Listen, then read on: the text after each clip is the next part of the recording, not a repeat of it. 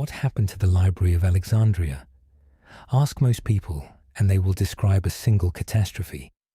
Flames tearing through shelves of papyrus, centuries of human knowledge gone in an afternoon. It is a vivid image, and a durable one. It has survived retellings across 2,000 years, invoked as a warning about the fragility of civilization itself. But the evidence for any one great fire, decisive and final, is remarkably thin. What the sources actually show is something slower, messier, and in some ways more troubling than a single blaze.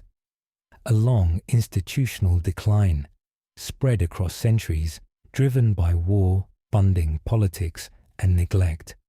Before we can understand that decline, we need to understand what was actually lost.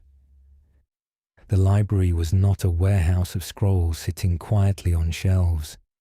It was part of the Mouseion, a working research institution attached to the royal palace in Alexandria, built to support scholars in residence. Astronomers, mathematicians, physicians, poets, and grammarians worked there, funded and housed, given access to texts gathered specifically to support their inquiries. In function, if not in form, it resembled something closer to a modern research university or an academy of sciences than a museum of old books. This film follows the documented record rather than the legend. That means resisting the pull of the single dramatic fire, and instead tracing what the ancient sources, fragmentary and inconsistent as they are, actually tell us about how an institution like this could fade. The origins of the Great Library lie not in Athens or Rome, but in Egypt, in the ambitions of a Macedonian general. Ptolemy I, called Soter, had served under Alexander the Great and inherited Egypt after his death.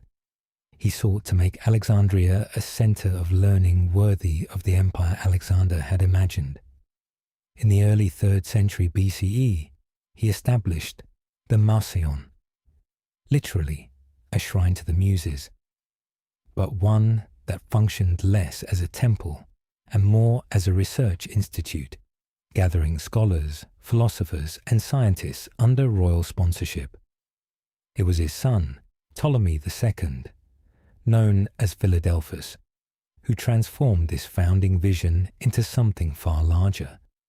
He funded the salaries of resident scholars, provided them with housing, and arranged communal dining halls, binding intellectual life directly to the machinery of the royal court.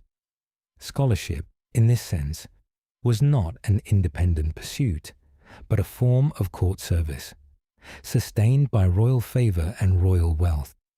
It is worth pausing on what the library actually was.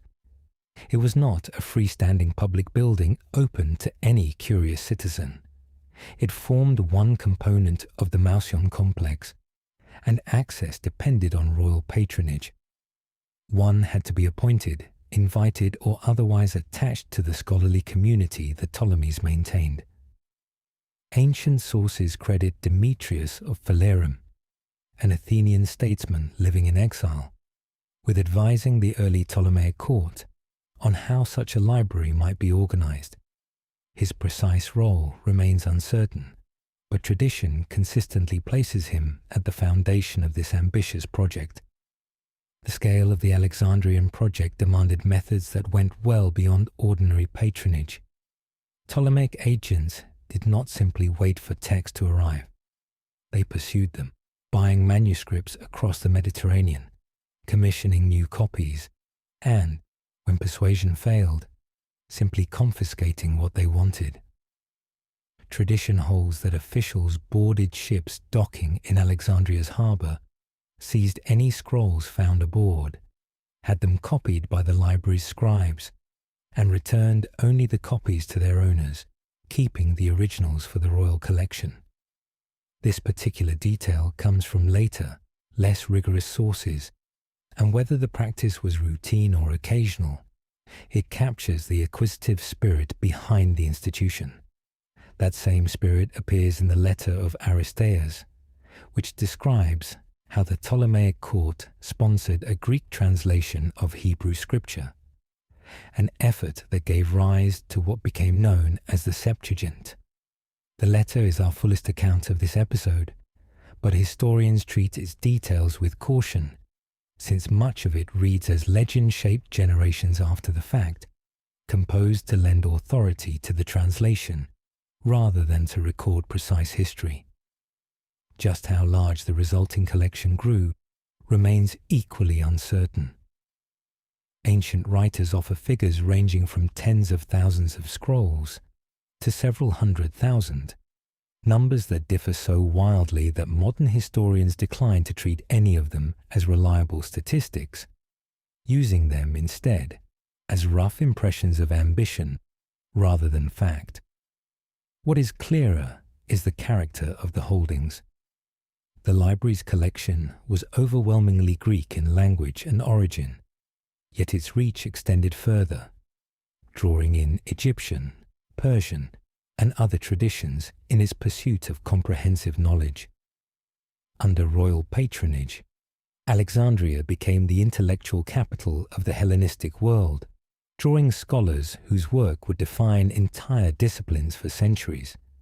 Euclid worked there, gathering the scattered knowledge of geometry into a single systematic framework whose logical structure would outlast the empires that followed. Eratosthenes, who is recorded as having served as chief librarian, turned his attention skyward and outward, calculating the Earth's circumference with a method that remains a landmark in the history of scientific measurement. In the anatomical chambers, Herophilus and Erasistratus pursued a different kind of inquiry, advancing the study of the human body through dissection at a time when such investigation was rare and elsewhere often forbidden. Alongside the scientists worked the librarians, men whose task was less celebrated but no less foundational. Xenodotus, Callimachus, Apollonius of Rhodes, and Aristophanes of Byzantium effectively invented the discipline of philology, producing critical editions of Homer that sought to establish line by line what the poet had actually written. Callimachus went further still, compiling the Pinaeques, a vast bibliographic catalogue of Greek literature that organized and classified the written record of a civilization.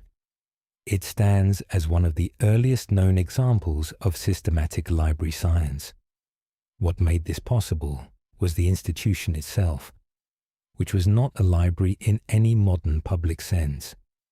It was a state-funded research complex combining library, museum, observatory, and dissection rooms under royal sponsorship, a concentration of resources and talent unmatched in the ancient world. It is against this backdrop of accumulated achievement that the familiar destruction story begins, and, as we'll see, begins to unravel.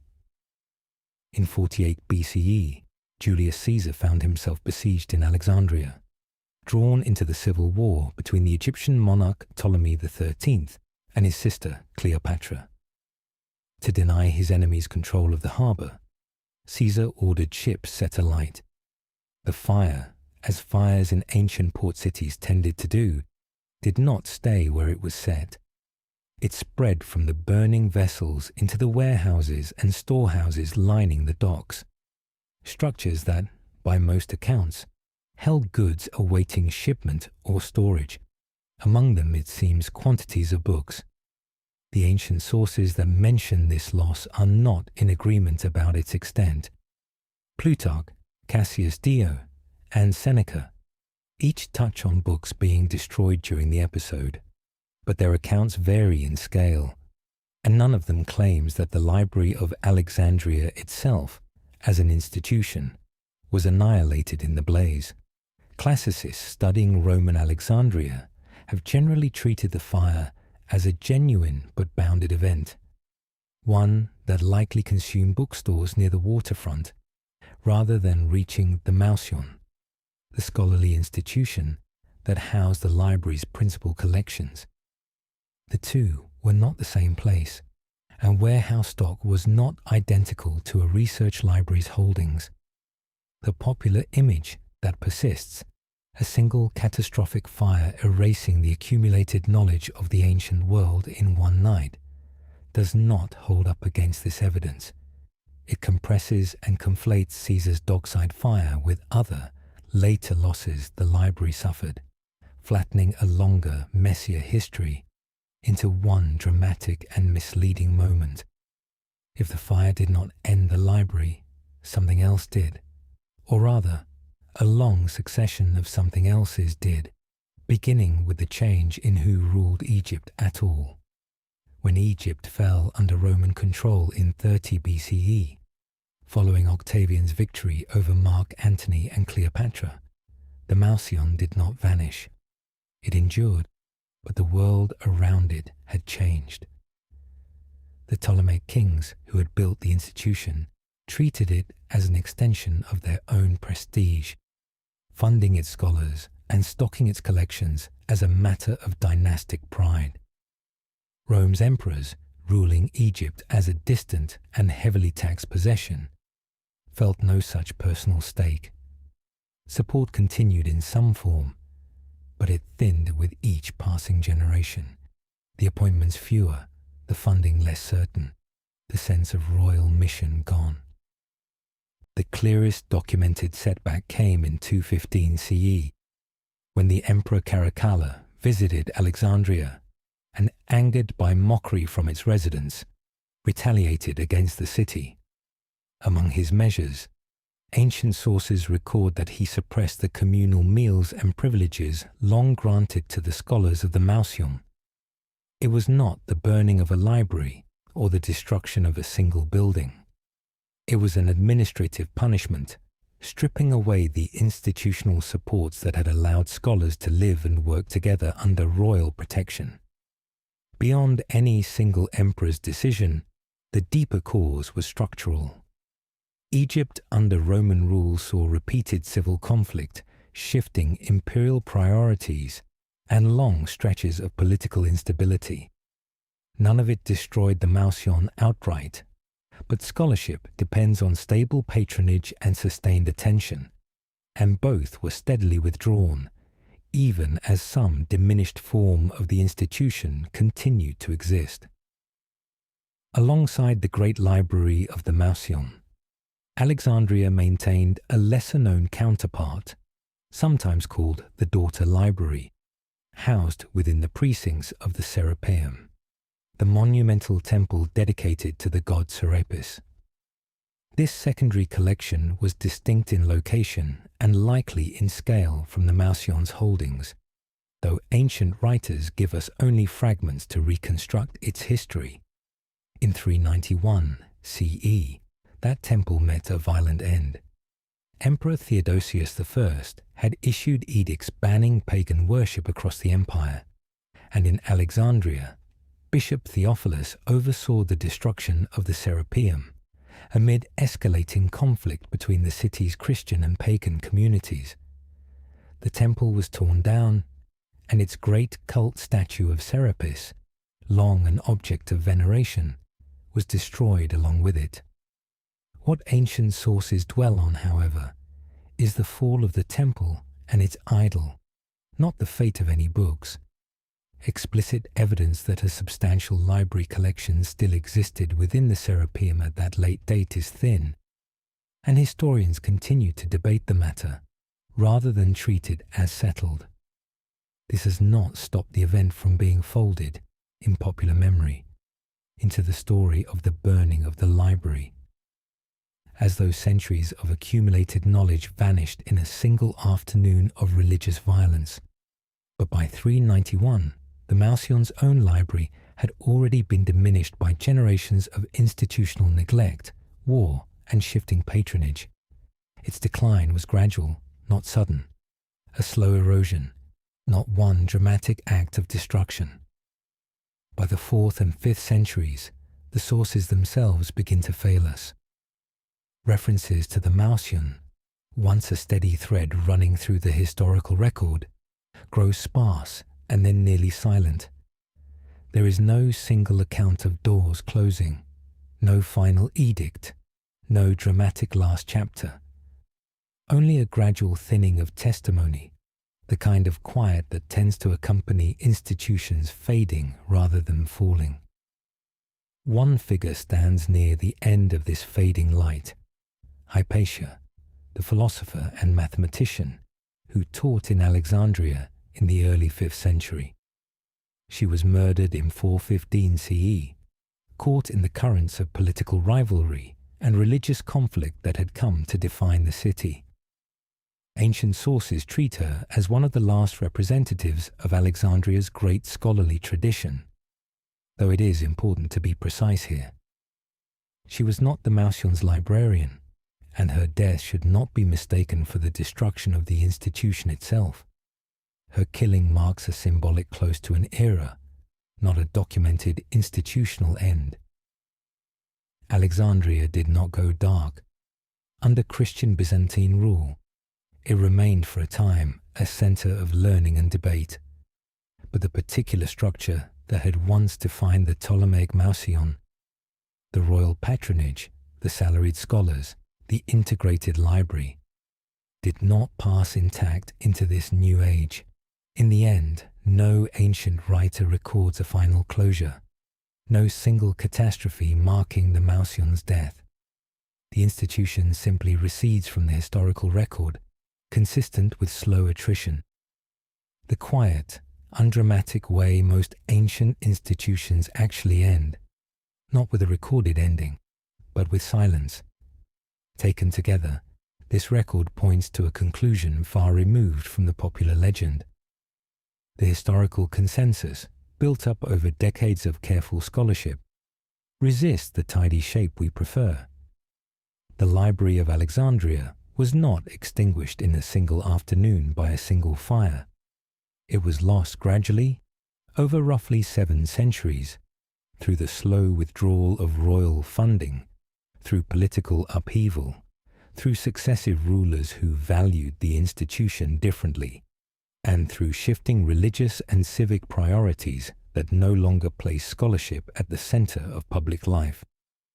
Decline, in other words, not detonation. And something did survive. Fragments of the Ptolemies tradition, that early effort to catalogue the world's knowledge, persisted in later reference works. The writings of Alexandrian scholars endured because later copyists, in Byzantium, in the Islamic world, in medieval monasteries, kept transcribing them forward.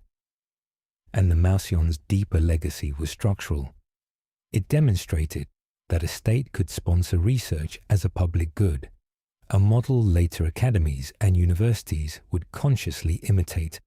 So why does the single fire myth persist? Because it gives us a villain. A dramatic, violent culprit is easier to carry than the truer story. One of bureaucratic neglect, withdrawn patronage, and institutions quietly starved of the resources that sustain them. That story implicates us, not just history's antagonists, which is perhaps the real lesson. The durability of knowledge was never guaranteed by any wall, any scroll room, any single building. It depended, and still depends, on whether a society is willing to keep funding and protecting the people who preserve what it knows.